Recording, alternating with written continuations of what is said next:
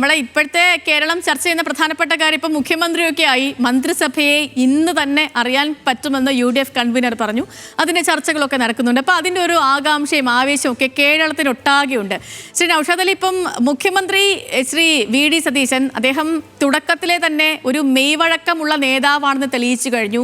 രാഷ്ട്രീയ എതിരാളികളെ പോലും നേരിൽ കണ്ട് ഒപ്പം നിന്ന് അദ്ദേഹം സംസാരിക്കുന്ന ദൃശ്യങ്ങളൊക്കെ വളരെ മനോഹരവുമാണ്. അപ്പോൾ അതുകൊണ്ട് തന്നെ ഈ മന്ത്രിസഭാ രൂപീകരണവും ചർച്ചകളും ഒക്കെ എളുപ്പത്തിൽ പൂർത്തിയാക്കാൻ കഴിയുമെന്ന് വിശ്വസിക്കുന്നുണ്ടോ? അല്ല, തീർച്ചയായിട്ടും അത് എളുപ്പത്തിൽ പൂർത്തീകരിക്കാൻ സാധിക്കും. കാരണം ഇതൊരു നമ്മൾ കേരളത്തെ സംബന്ധിച്ചിടത്തോളം നമ്മൾ വലിയൊരു പ്രതിസന്ധിയുടെ ഒരു മുൾമുനയിലാണ് നമ്മൾ നിൽക്കുന്നത്.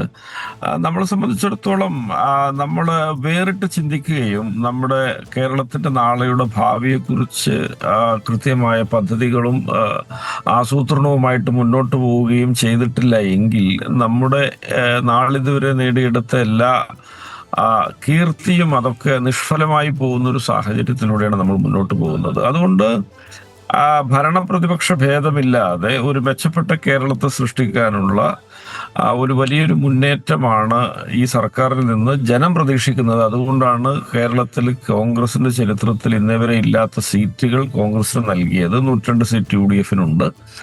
അപ്പൊ ആ ഒരു ഉത്തരവാദിത്ത നിർവഹണമാണ്. അതിനകത്ത് ഈ പെറ്റി ഇഷ്യൂസിനും ഈഗോകൾക്കും താല്പര്യങ്ങൾക്കും ഒന്നും പങ്കില്ല, അല്ലെങ്കിൽ ഇടമില്ല എന്നാണ് ഞാൻ വിശ്വസിക്കുന്നത്. അപ്പൊ എല്ലാവരെയും ചേർത്ത് പിടിച്ച് എല്ലാവരെയും കേട്ട് ഒരു ഇൻക്ലൂസീവായിട്ട് മുന്നോട്ട് പോവുക എന്നുള്ളതാണ് മുഖ്യമന്ത്രിയുടെ നയം എന്ന് ഞാൻ മനസ്സിലാക്കുന്നു. ഓക്കെ.